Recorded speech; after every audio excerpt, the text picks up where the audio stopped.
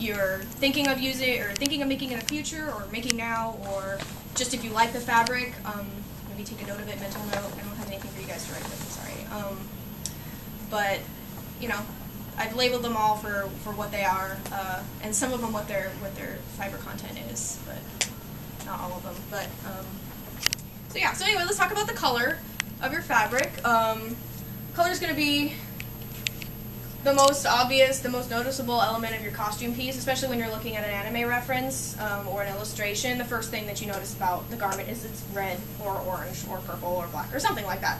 And so you know that you're going to need to get red or orange or purple or black fabric.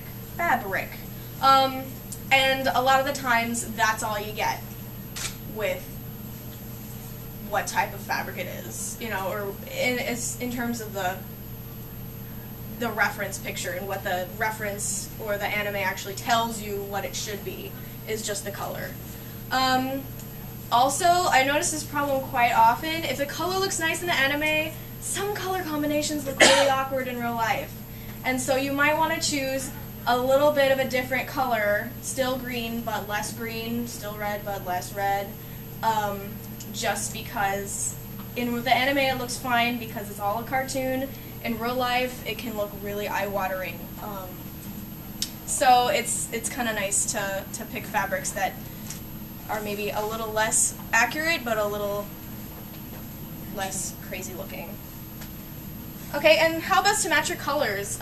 Take your swatches with you. A swatch is just literally what you're looking at, like a 2-inch square of fabric that just shows you what the fabric is. Cut it off your fabric if you got it. A lot of stores will either let you take the swatch or they'll cut like 1/8 of a yard for you, and they'll make you pay for it, but it's like 50 cents or something depending on the expense of the fabric. And so if you're not sure if you want like to actually buy that fabric until you match it to other stuff, or if you know that you want this fabric and you just need things to match with it, take a little piece with you, keep it in your purse. If you're a guy, keep it in your wallet, and that'll really help you when you're looking at things. I always have a little baggie full of swatches in my purse, like always, except when I'm at con because I know I'm not going to go to a fabric store at con. But like a lot of the times with cosplayers, we never really know when we're going to get to a fabric store. So it's nice to have that sort of preparation of your little mini project in your bag. And so you can come up with this nice palette of colors that look really cool together, as opposed to things that look accurate, but when you put them next to each other, it's like, this is weird. Okay, so there's also fabrics that are multiple colors, and they're good in some ways and not good in others. So two-tone fabrics are woven with 2 separate colors of threads. That's when you turn it one way, look at it from one angle, it's purple, the other way it's black. Something like that. And that's actually what I'm wearing right here is my belt, is actually a two-tone taffeta, which is woven purple threads with black threads. And so it kind of shifts and has this movement in the fabric that, you know, is different than just a plain solid fabric. And so you kind of get that little light play going on. And then some fabrics are made with variegated dyes to give more than one flat tone. That's when the fabric is kind of dyed like a little darker in some areas, a little lighter in other areas. These are really cool, I think, because they also bring out that sort of shadowy, you know, they play with light a little bit just to give you more than just a flat tone.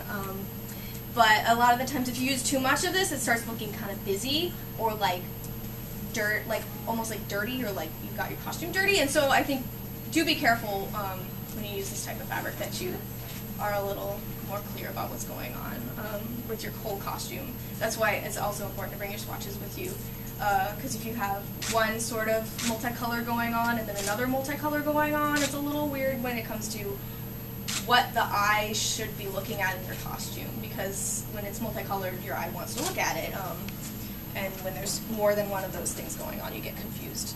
And so also prints or like fabrics like jackers and brocades where there's a pattern woven in, not printed on top, but woven.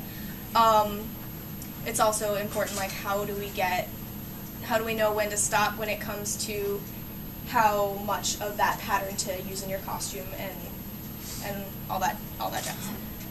So anyway, this is one that I made a couple years ago. This is Sharon from Tsubasa Reservoir Chronicles. I actually cosplayed this character a lot in his various forms, so you'll see a couple of his outfits in this presentation.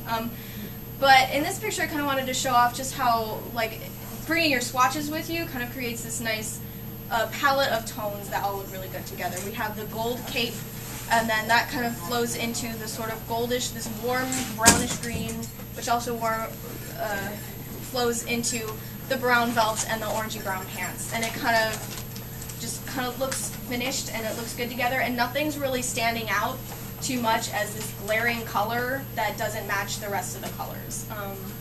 And it all kind of has this nice earthy palette that goes with it. And that's also a big thing where I took my swatches with me in my purse all the time, and I was just like, I need to find fabric for this costume. And these are not actually colors that are easy to find always, because I actually dyed the pants a little oranger just so they weren't so brown, and so they sort of differentiated from the brown belts. And then this one is kind of an opposite going on, where we have the reference picture, which is so glaringly orange and green and yellow that if I really translated that exactly into real life, it would look like a neon explosion. And we don't necessarily want that, especially in photography, where it brings out these colors a lot more sometimes when they oversaturate your color, or it just is weird lighting that brings out the weird colors in your costume. I chose a much darker and more subtle green, and then golds and oranges, and I even did a black thread border around the orange just to separate it from the green, so it doesn't melt into the green and or melt into the gold and look like the same color or something. And so let's talk about weight. This is a pretty easy one, but what type of garment is this? What is its purpose? Is it a fancy ball gown? Is it a robot pilot suit? Or is it just everyday clothes? The weight of your fabric kind of matters. And that's how thick and heavy it is, or how light and flowy it is. So if it's, what do you want your costume to do? Do you want it to float in the wind, then you're going to want a lighter weight fabric. That's pretty obvious. If you want it to weigh down something, like my petticoat, so it doesn't float up, or something like that, then you're going to want a heavier fabric. And something like that. And so also, don't overheat yourself. Especially if you're layering your costume, choose your underlayers to be lighter fabrics than your overlayers, and then the overlayer won't be so hot because you're wearing all these thick fabrics under it that don't matter because you don't see them. So, and then what do your sewing methods require? If you're going to be ruffling your fabric, you're going to want a lighter weight because thick fabric doesn't fold as well, or it gets so bunched up under your sewing machine that you break your needles all the time, and that's not cool because I've done it a million times. And if you want your fabric to be stiff and not fold too much, you're going to want a thicker weight fabric. That's pretty obvious. This is Austria from Max Powers Italia, and it kind of goes with the garment issue. What kind of garment are you making? This is just an overcoat, and it's meant to be warm because he lives in Austria and it's cold there. So it's just a corduroy overcoat, and it's heavy fabric, as opposed to something light that would look weird as an overcoat, because why would you wear a really thin overcoat? If you needed an overcoat, you would wear something thick to keep yourself warm. All kind of logic. And this is Princess Zelda, and she has a skirt or a dress made of bridal satin, and that's just like what your prom dresses are made of typically. And it does have some drape, but as you can see kind of here-ish, it's holding a lot of its own body and kind of keeping its own shape, despite the fact that I'm sitting on a concrete, wall thing.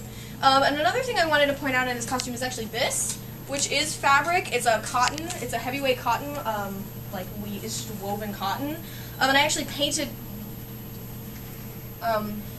I painted on top of it.